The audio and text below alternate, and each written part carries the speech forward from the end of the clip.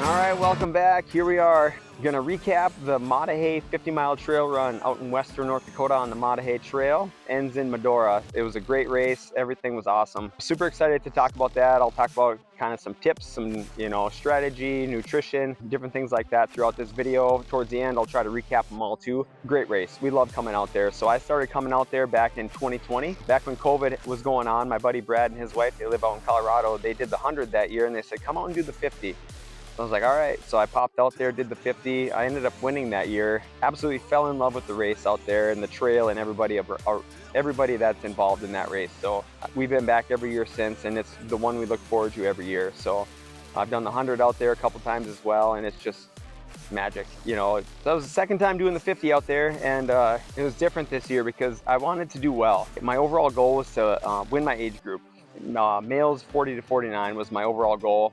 I didn't do any, I didn't really know who else was running, if there was competition or anything like that, but it was just my personal goal, just because we've been going out there so long, and I really wanted to do something well, and I feel like that was an achievable goal, was to win my age group. We got out to Medora on Friday afternoon. We bummed around town just a little bit. Lindsay and my kids and my sister and mom met us out there just a little bit later, but going through town, it was so hot. I mean, just like, this is going to be unbelievable. Going in, kind of leading up to that week, the forecast kept getting hotter and hotter, and it's like, man, this is going to be a tough race.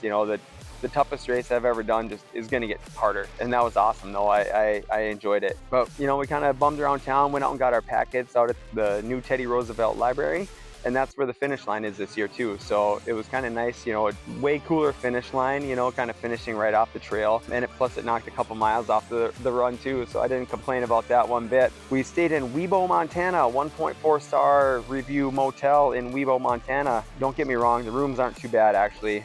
We left Webo at 4 o'clock in the morning on Saturday. Everything is in mountain time out there. We got out there, it's just a little over an hour drive. The directions were absolutely perfect. If you print out that SAG route, you have no problem getting there. Super easy to get to. We got there, had plenty of time. Bathrooms or porta potties there, plenty of those. I got everything ready. We're standing around the starting line and plenty of time for that. It's no rush, everyone just kind of parks alongside of roads. And you look back and it's like, man, this race is grown. It's so awesome to see, because I think they had about 90 runners that started the 50 this year. So super cool to see how popular it's getting out there. Super cool to see how many vehicles and SAG and just crew vehicles and crew is out there. It's super fun. Love it.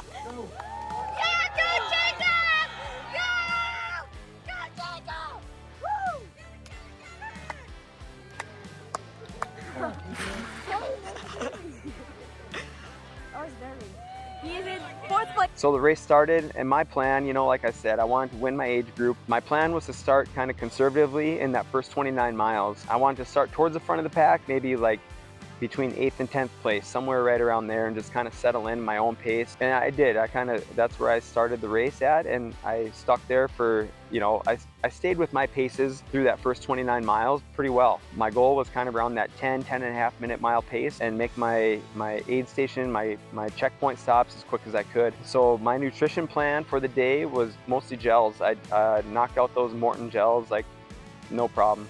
I alternated every 45 minutes with caffeinated and a non-caffeinated one, and it was super great. The crew this year, amazing crew. Couldn't have done it without them. So my 2 kids, my mom was back, my sister, Lindsay. So Lindsay ran the half marathon. My sister was just kind of hung around town, and then they met up with the rest of the crew at Wanagon campground at mile 29. That's what I call the halfway point. It's further than halfway, but trust me, it's the halfway point. That first stretch is about just a little over 7 miles, 7.2, 7.5. And my plan was, so here's kind of one tip right here, everyone's gonna be at that first checkpoint. So what I told my kids and my mom, I was like, I want you to have, 2 water bottles ready for me. I want you to meet me where the trail comes out, because I don't want to have to walk down 100 yards or 200 yards to find you in a vehicle and then come back. It was just super easy, super quick. Swapped out my water bottles. They threw a couple extras in my backpack portion. Videoing now. Good job. Yeah. My kids made a little snack pack, they like to call it, a little Ziploc bag full of goodies. I snacked on that, the next stretch, and I think the next stretch is about 8.5 miles. All right, first checkpoint, 7.2 miles in. Absolutely perfect. They're right where they need to be. Quick stop, right back on the trail. It's gonna be a fun day. All right, we're about 7.5 miles in, 1:15. Doing good. Can't wait for the sun to come out. Like after the campground, that's where the race will start, I think. So it'll be fun. Just kind of taking it easy up until then. Going uphill here though. Whew. Lynn's is 15 minutes into the half. I know how she's doing. I left that aid station, you know, and that's the one thing that I noticed early on, you know, kind of being in 8th or 10th place. You got a few people in front of you, you know, you can see behind you, but I saw a lot of people that kept looking back, you know, like that were probably racing, and they were looking back early on. And I tell you what, if you're looking back before Wanagon Campground, you're setting yourself up for failure. Just settle in. Don't worry about anybody else around you. Do your own thing that first 29 miles, because it's a very long race, and especially this year with the temperatures the way they were. I think 29 people finished this race, so a lot of people dropped, so don't worry about anybody. But I hit that first checkpoint, breezed through that. It was probably less than a minute I was even there. You know, it's just standing there real quick. Hit the trail again. That section, it still wasn't that warm yet. I think the temperatures maybe were in the 70s. As you kind of finish that, you come up to this kind of uphill portion. As I got closer, there was a guy that was out in front of me, and he was having some troubles early on there. So that was about mile 17. There was a volunteer that came out, and they brought him a Coke and some water and some things like that. And, you know, he was hurting already, and I was like, poor guy. The volunteer that had the Coke, the guy that was racing didn't want it, and he goes, hey, you want this Coke? A tiny little can of Coke. And I was like, heck yeah, that sounds amazing. So I popped that Coke on the way up to the checkpoint and to the aid station there, and it was just like, oh gosh, Coke tastes so good on race day. What is he drinking? Try water, Noah. How did he get that? Guy? Who? Like he read my mind. Who gave it to you? Right here.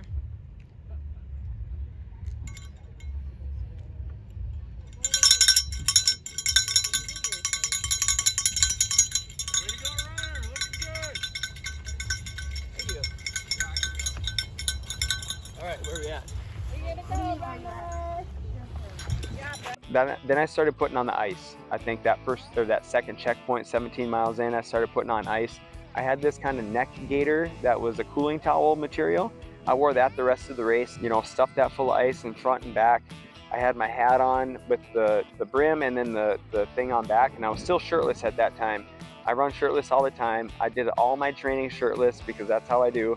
And my training, I'd run in the afternoon when it's been 90 degrees here consistently for a couple weeks. So I'd get as many runs as I could in the afternoon in the heat, and I'd run on the blacktop just to make it even hotter, you know, and I didn't care about pace. I'd carry water with me. Sometimes I'd wear my vest if it was a little bit longer. I didn't want to run out during training even.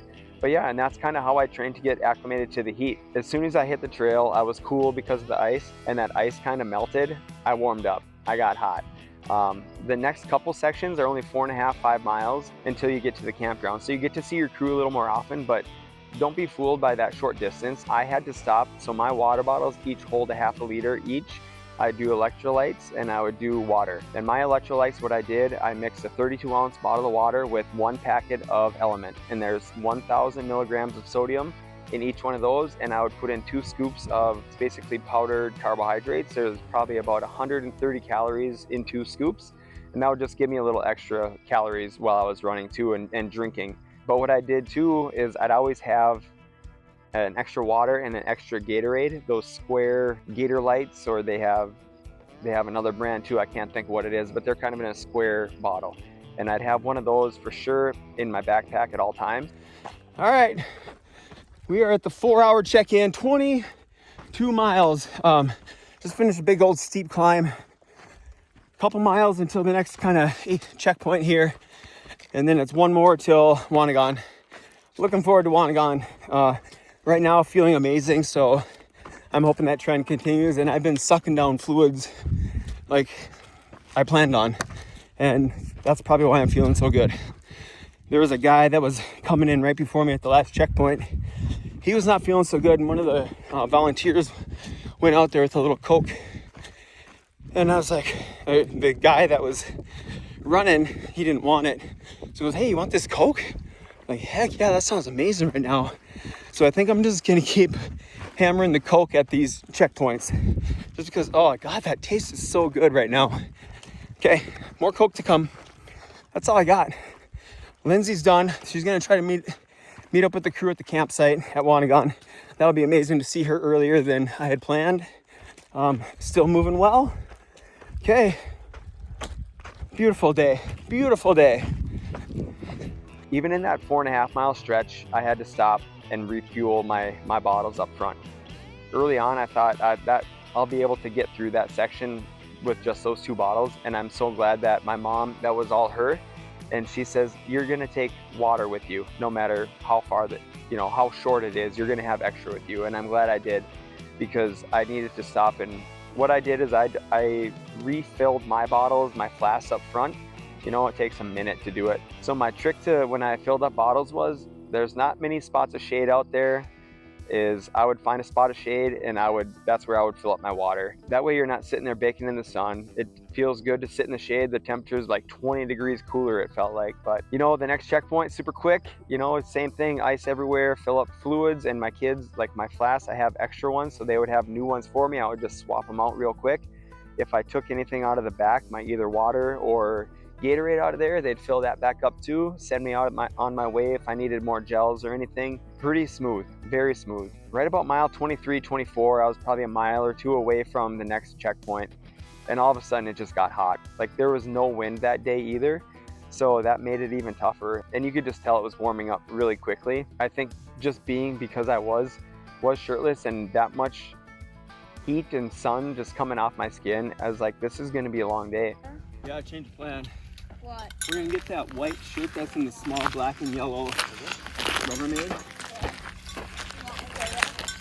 And then we're gonna get that wet. Then we'll put that on. I'm kind of not on the trail right now, but I don't think it is.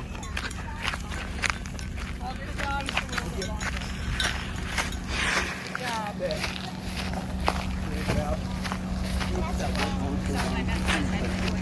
What I did do though, on Tuesday before we left, I jumped on Amazon and I ordered one of those long sleeve white sun shirts, and I got to that checkpoint and I told Noah, I said, dunk that in the ice water in the cooler and I'm putting that thing on, and instantly changed my life. It was unbelievable how well that felt and just how it cooled me off. Luckily, the next checkpoint was Wanagon Campground, so that was 25 miles in. I had 5 miles to go until my halfway point. All right, finished that last checkpoint. Going into that checkpoint, and I forget that one's actually about a mile longer than what it says, and it's starting to get hot. And as you can tell, I'm trying something new.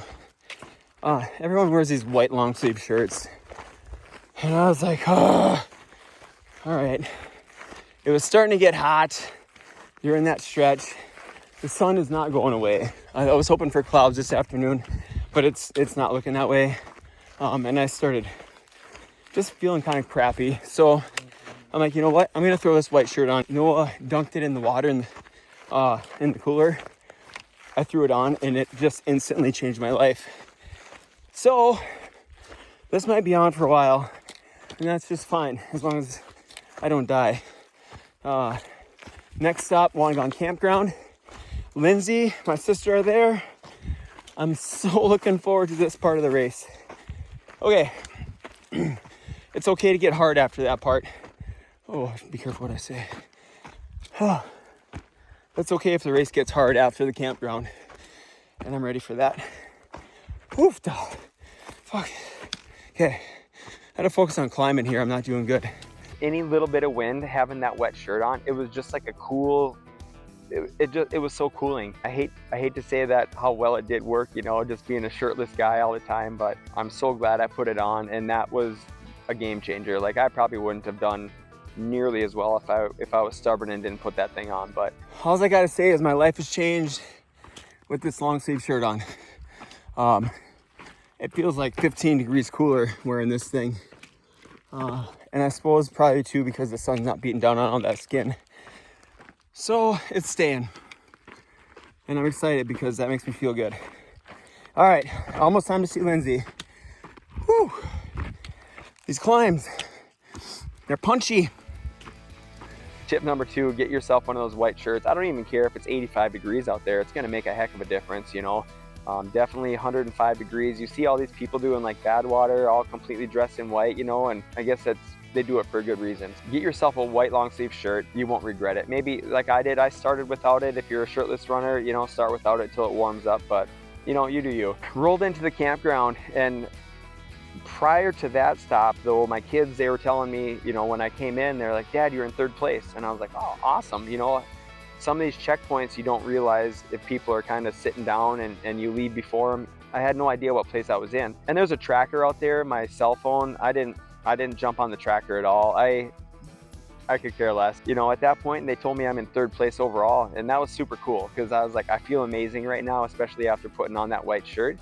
4 or 5 miles to get in that campground. My plans, mashed potatoes, ramen noodles, drink, and hit the road. All right, I'm a couple minutes from, well, I don't know for sure, but I should be getting close to the campground. I know we're getting close to the spot to where we look down onto it. I can see some gravel roads that look like it might lead up to it. Mashed potatoes, ramen noodles is the plan here. Ice and Coca-Cola. That is the plan. Sunscreen on the face. Trying to make it as quick as I can. I think I'll probably just head out on my own, even if someone offers to run with me, just because I'm still moving fairly well. And I don't know, I found a heart rock, so that was cool. Excited to see Lynn's. Excited to see the kids. They're doing awesome. My mom's awesome. She's like the crew chief. Noah, he's got his jobs. Caden's got his jobs too, man, and I can't wait to see. And it's all his footage that he's been shooting, so he's the content creator. All right, let's run up here a little bit. Oh, 1 mile to go. I can see a sign. 1 mile until a campground, so I guess I'm off a little bit, but that's fine. It'll go quick. See ya. If you've ever ran that race, it's super cool because you're way up high and you can see down below to the campsite. As I was kind of coming in, and it's kind of like a switchback to get down. And now as I started coming in, the guy in 2nd place was taking off with the pacer and he looked strong. And I was like, all right, that's cool. You know, like 3rd place, man, I feel like how I felt at that point, I felt like I can hang on to 3rd place.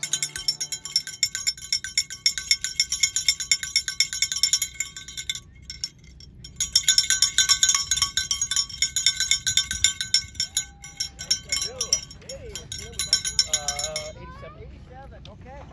Hey, we've got popsicles if you want something cold. Yeah, I'll grab one on the way out. Okay. Over here. Oh, my love. Just over here. We have a spot for you. Okay. Shane. Rolled in there, you know, it was probably one of my longer stops, about 10 minutes, maybe even longer. I don't know. I didn't time anything. Ate really good. Had a couple other snacks, a lot of chips and things like that. I like eating chips. You know, it probably gets a little more salt. But what I did do, and I didn't plan on, I had one of those Element, it's like a sparkly Element. Other electrolytes that I'd had throughout the day, I think it might have been a little too much because as soon as I left, I felt amazing. Like, I mean, it was just great. All right, the official Wanagon aid station check done. Ramen noodles, mashed potatoes, ice everywhere, popsicle on the way out. What else? Noah hit me with the massage gun. Lindsay was there. She crushed her half marathon. She said she ran all the uphills too. Oh, what a beast. Kid just coming back from that injury. That's so awesome. I can't wait to hear more of the story. I hope she runs with me this next section, or at least to finish. All right, my tummy's full. My heart is full. My cup is full. All the things. So now we just got to get through this section. I know the rest of this race course the best out of the entire trail because this is the marathon route and I've done that twice. Paced Lindsay on it on the 50. I ran the 50, ran the 100 a couple times, so this part of the course I'm very, very familiar with. And that's why this is the only worry of my day right here is this next section. So we get through here, we'll be good. All right, yee yee.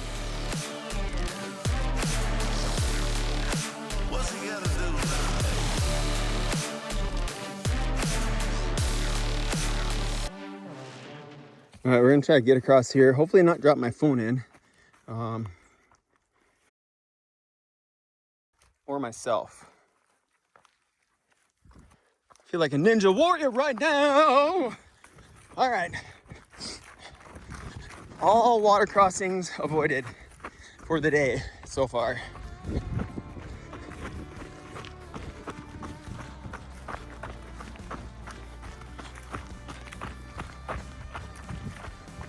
About 3 or 4 miles into that stretch there, you know, the ice was all melted. So as soon as that ice is melted, you heat up. All right, I gotta be just about done with this climb. I feel like I've been climbing for the last 20 minutes. Pretty close, I think. This is what breaks people in this race. I feel like this long section and the climbs and the heat and all the things.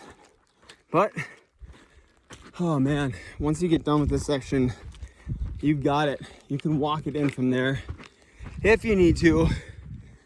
Whew. I don't even want to look at my heart rate right now. But, beautiful day. All right, more to come. I don't know if I'm gonna do much on this section. Regardless of the white shirt or not, it's 105 degrees, you know, whatever it is. And that section, for whatever reason, the bluffs on the side, they just radiate heat, and it just gets so hot in that section in certain spots. But about 4 miles in, I started feeling crappy and nauseous, like I was gonna throw up. I couldn't run very well anymore because of the nausea, because as soon as I started running, I thought I was gonna throw up, and I would dry heave quite a bit, but never did throw anything up, luckily. And part of it, in my mind, I'm thinking I got way too much sodium in my body right now. All right, I am about close to 35 miles in. This section is eating me up. The amount of nausea I have right now is just getting to be a lot. I think the heat is catching up with me. But I haven't thrown up yet, so that's good. About 5 more miles left through this section, and then kind of recoup, sit in some AC, cool off. 1 more 8.5 mile section, and then to finish. So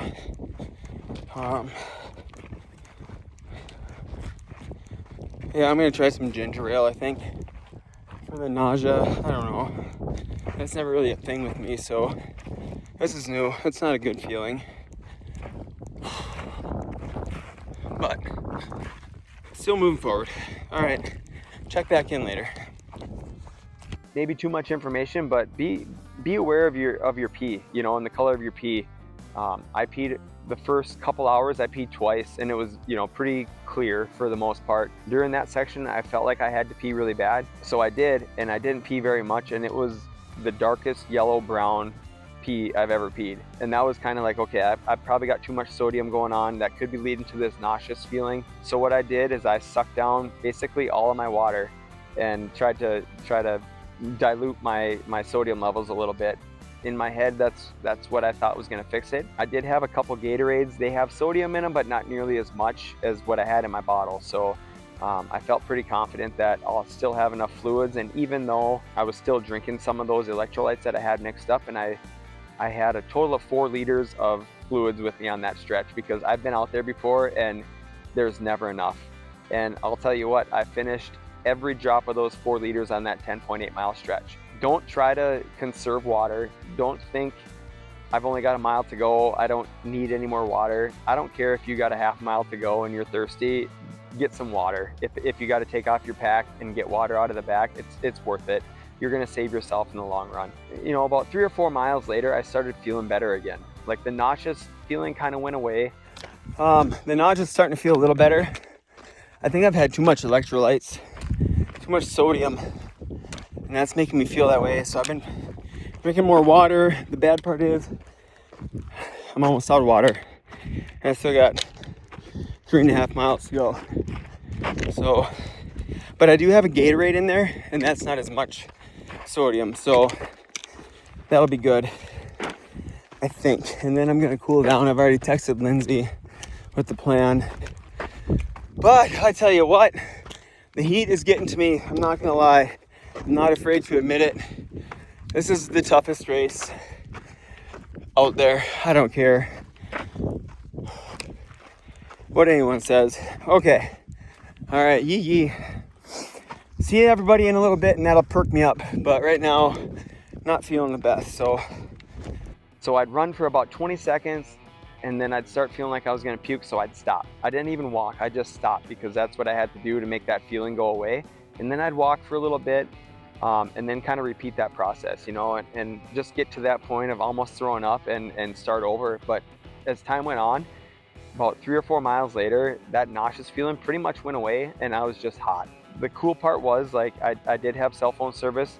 I texted Lindsay, I was like, I'm feeling just bad, you know, and I said, I want ginger ale, I want to sit in the pickup in air conditioning, I want ice, I want cold, I want cold. That's all I wanted. So they were ready. About 2 miles before I got to the end of that stretch there, I saw the guy that was in second place, and that poor guy, man, he had a pacer with him, and he was kind of buckled up, and it sounded like he was cramping quite a bit. But he went hard. I give him a lot of credit. So hats off to you, man. You had a heck of a run going there. I don't know if it was a nutrition thing with him too or not. I think goes to show that second part of that race is where it starts. You know, a lot of people struggle in that stretch especially, and a lot of people tap out after that stretch just because they're not feeling well. Got into there, probably felt, you know, better than a lot of people that rolled into that stretch.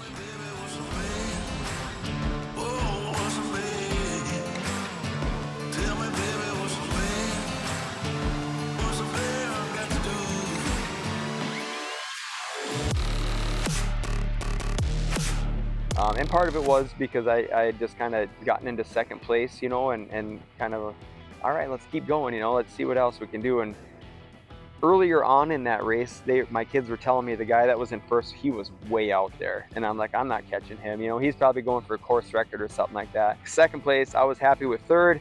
Second place, all right, let's keep second. Got into that checkpoint. I sat in the pickup with the air conditioner on. I had a bunch of sparkly waters like LaCroix or those bubblies or bubblers or whatever they are. Not bubbler, I don't like those, but bubblies, you know, the flavored sparkly waters. I don't know how many of those I drank. I had some more ginger ale. I drank a lot of fluids in that when we were sitting there. I had a few chips and maybe a little bit more snacks. I'm not even sure. As we're sitting there, I had people come up and tell me the guy that was in first place was sitting over in a tent and he wasn't doing well either. I think he might have had some heat exhaustion or something else going on, maybe some nausea too. So I go, holy crap, if I leave before him, I'm in first place. Like, wow, like I would have never thought. Packed up the ice as much as we could. That section was an 8.5 mile stretch, and that section's easier as far as terrain goes. There's not a lot of big climbs, more wide open. It starts to open up into kind of more of the prairie or pasture land or whatever it might be. So you're not surrounded by those big heated, you know, coal burning bluffs that are around you. So, I mean, a little bit easier, but it was still over 100 degrees out. So don't worry, it's still hot. All right, phone is about to die. I'm at 1%. So real quick before it dies, that 12 mile section or 10.8 mile section, that was the hardest I've ever had out here. I felt nauseous. I got to the pickup, had ice, or I had a bunch of bubbly or bubblers. I had a bunch of like sparkly waters, some ginger ale, and then in my flask I just put water. I think I'm hypernatremic, and probably not a good thing. And that was probably helping.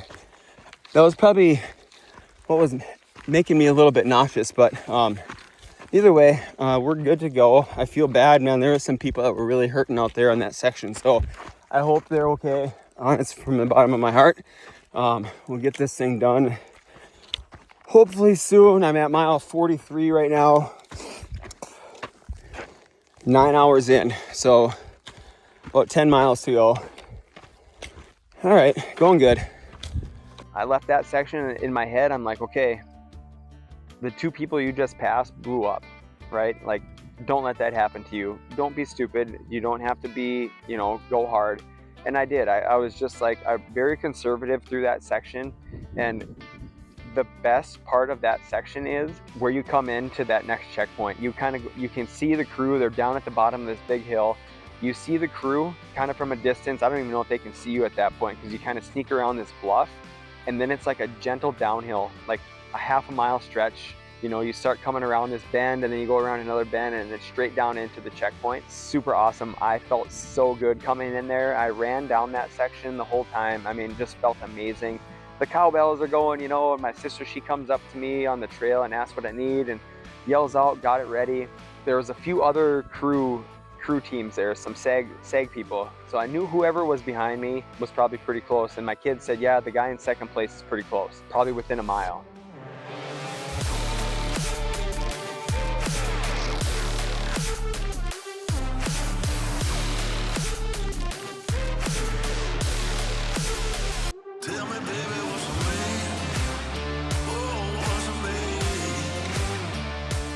Stop, Jakey. What do you need? Ice and water. Gatorade. Mom, Gatorade and water.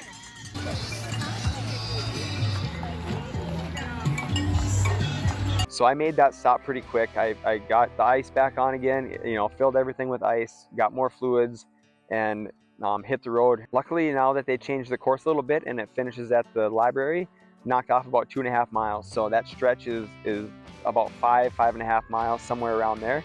And it's some of the prettiest stretch of the course that you're gonna see out there. And it's just beautiful. You're back kind of in the bluffs again. The trail is it's just beautiful out there. But that section there's a little bit more climbing involved with that spot too. So be aware of that. I left there, and you kind of cross the road and you go, there's this water spot, and there was a spot where you could kind of get around and not get your feet wet. So you go around to the right, there's a bunch of people that have done it already from the marathon and everything in the trail where you can get across without getting your feet wet. I get across that, and I kind of come up and I can kind of see back towards the crew site again. And here he comes. He's barreling down that same hill that I just came down 10 minutes earlier. And I'm like, oh crap, man, that dude looked good. And I was like, okay, I am not giving up this lead with 5 miles to go. Nothing is gonna stop me. That was my mindset for the next 5 miles. Like, I had plenty of fluids.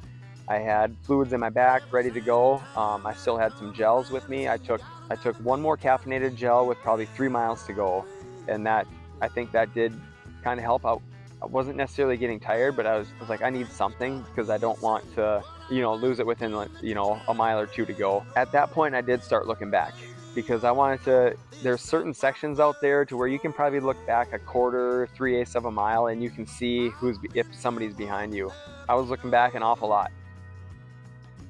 But I was going hard as I could, and I was running uphill still as much as I could, crushing the downhills. My legs felt amazing, my quads felt good, my feet felt good.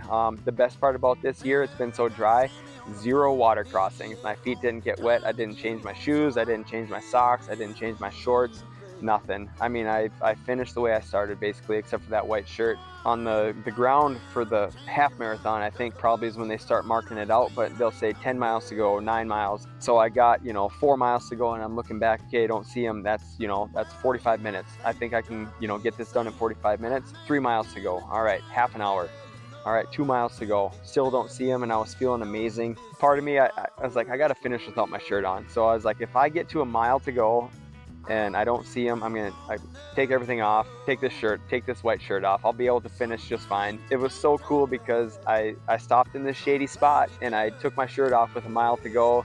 I kind of rounded this corner, and here's Lindsay sitting there. She, unfortunately, she ran the half marathon. She did really well. She said she ran the entire thing. Every uphill, every downhill, every step of the way she ran. She finished 2:17, did very well, coming off an injury.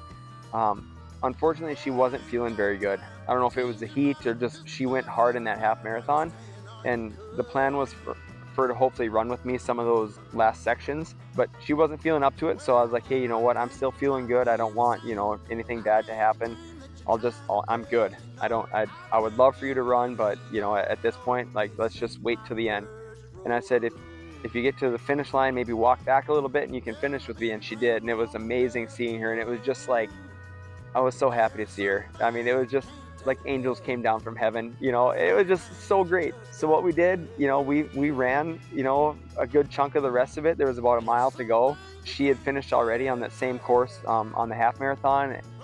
And there, you kind of come up this gravel road, and there's one of the balloon archway things. And is that the finish already? It's like, no, they tease you. It's a little bit further down, but you know, once you get up there, you can see the finish line. And it's kind of cool because how the trail comes in, you're kind of a little uphill, and then you pop over that top, and then it's like a couple hundred yards to the finish line, a nice little downhill into the finish line. You know, unfortunately, you know, there weren't a ton of people there, but you know, everyone was cheering, you know, coming across that finish line. It was just a feeling like I wouldn't have expected it, you know.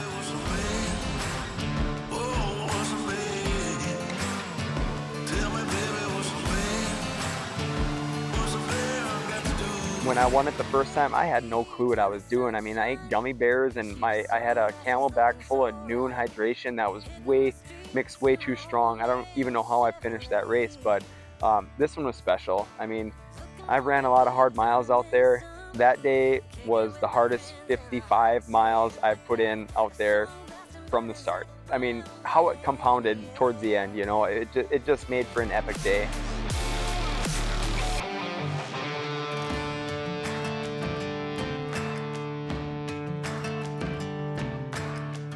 Your 2026 Maah Daah 50-mile champion!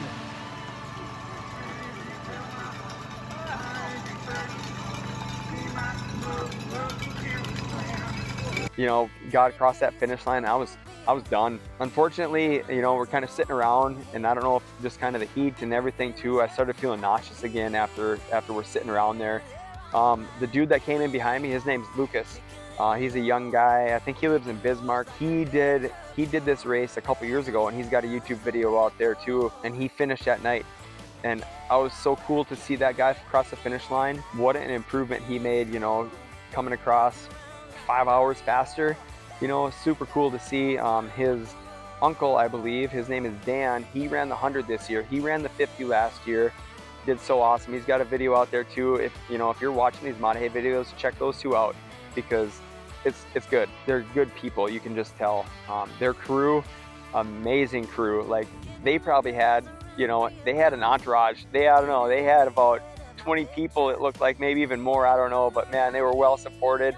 And it just goes to show you what kind of people they are too, that they've got that much support out there. So Lucas finished about 10 minutes after me. Shortly after he finished, I was not feeling very well, so we left. Then I started getting sick. But, you know, I didn't care, because the race was over, and I had accomplished something I never thought was going to happen. So super awesome race. We ended up getting a hotel in Dickinson that night.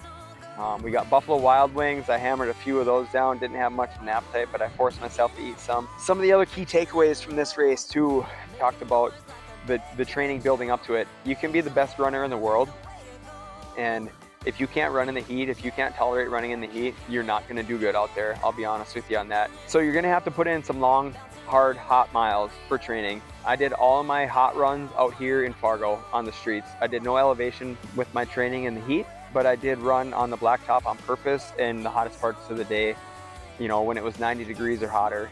And, you know, right away it sucks, but you start to get used to it, and that's what you need in order to do well at this race.